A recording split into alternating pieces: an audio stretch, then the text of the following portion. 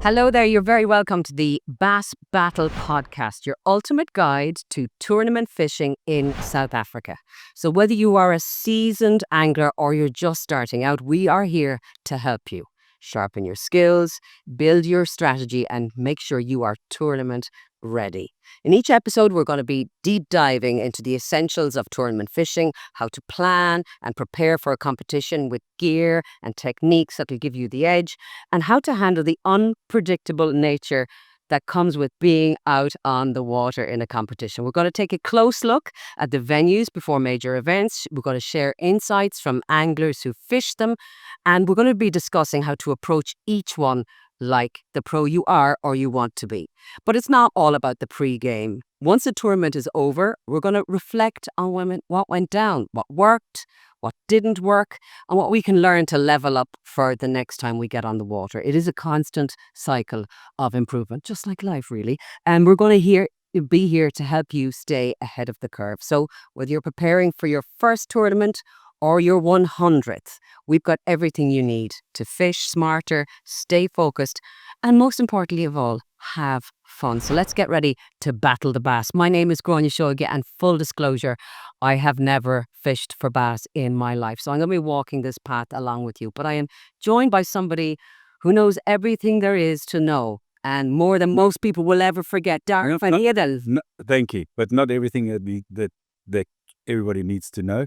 There's still, we learn every day. That's You know true. what I'm saying? That is very, very true. Every day, the bass has got a brain of its own, so we have to figure it out. What's it thinking today? Indeed. That's hence the reason for this podcast. So let's talk about how you started. How long have you been bass fishing? Gráinne, for 41 years. 41 years ago, I fished my first tournament. So I was 16. Fished at Clanwilliam in the Western Cape. And and today, 41 years later, it's been a part of my life for all 41 years. And are the fish getting smarter, do you think? Definitely, because the fishermen are getting smarter, the fish are definitely getting smarter. So you have to, you readjust yourself to how smarter they are getting. Indeed. But the humans are getting smarter too. You'll see now it's how the biology. We're going to get to that. So why did you decide to start this podcast? What is in you driving you to do this? Good question. Gráinne, I believe that there's so many people out there that want to learn how to catch bass. I teach kids. It's a passion of mine. People come to my office, to my house, and I teach them. I teach them at a time, not as simple as that. Oh. I teach them how to approach the dam, what they should use, the basic lures they should use initially. So it's a passion of mine to make sure everyone enjoys the sport that's been so good to me throughout my life. And giving you so much enjoyment. And more than anybody can ever imagine.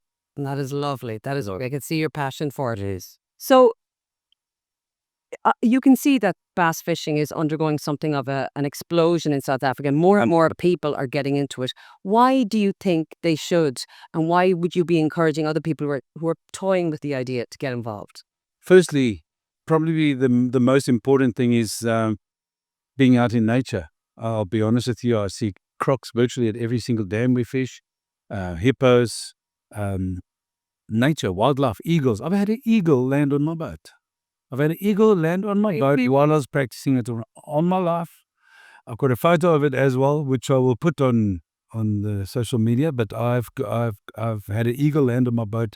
I'm blessed, and I've learned about drongos. I had a very good fishing. He's my very good friend. So my fishing partner in the last couple of years is so knowledgeable on nature. So the drongo, busy chasing the eagle, and this and that. He's made me so much more aware of what's around, the shape of the land. Why did the land shape like?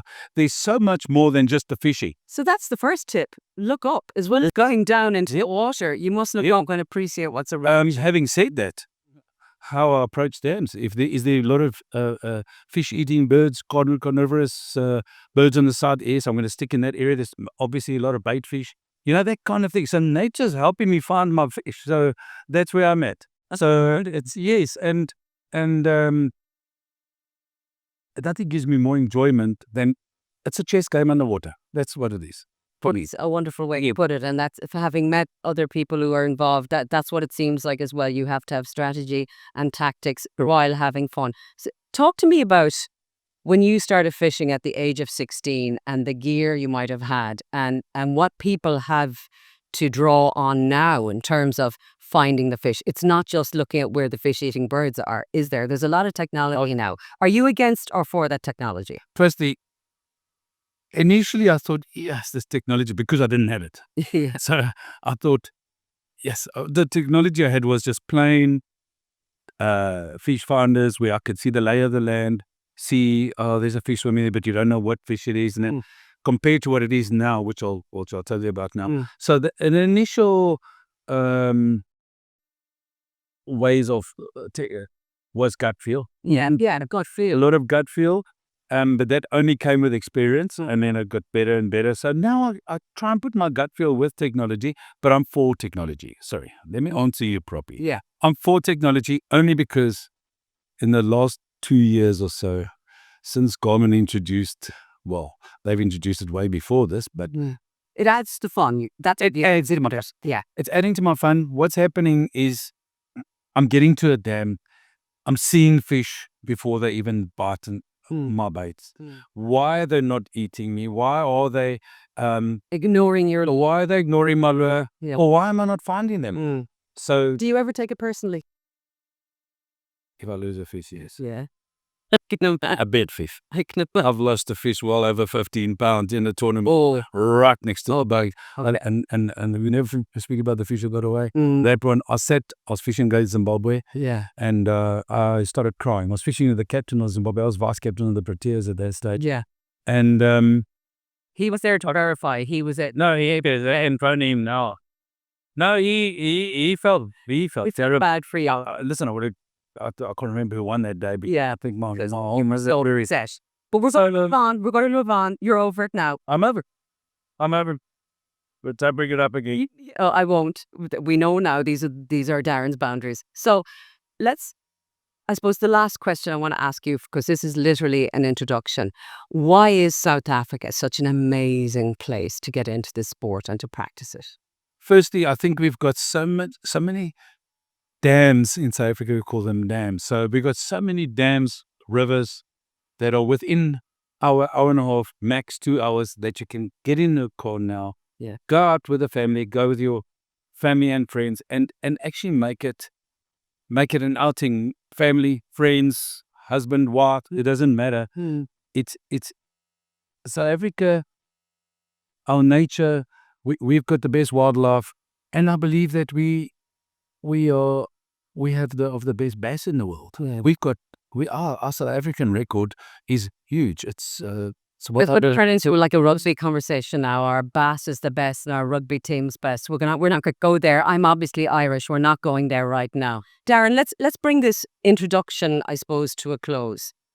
You're here to spread the good word about this sport and to encourage people to get involved, isn't that it? Yes. What I would like to do is, Yeah. before every tournament, tell everyone what I'm going to be doing at the specific dam that I'm at. And after the tournament, in brief, tell them what went wrong or what went right, so that they could see what I did. Especially if it's novices, if it's people starting out, they can actually see, that's Darren, you actually made a mistake. You should have gone there. You shouldn't have. It's early in the morning. You should have been there at 7 in the morning, and you should have been there at 12 in the morning. So there's timing, that everything. That's experience. That goes with experience. Yes, that does, and that's what I would like to share with everyone. Okay. And what baits worked when, and how did I eventually find the fish? Hey, we're the opposite of a gatekeeper. You want to share. I want to share. No, everybody's a gatekeeper. I've decided to be totally open on how I approach my tournaments, and Very generous about you. yes, I think it's going to help the sport. I agree. And that's what it's about. I agree. So, and I am really looking forward to walking this journey with you, Darren. Thank you. Bye, donkey. Appreciate it. Thank you. We'll see you soon. See you soon.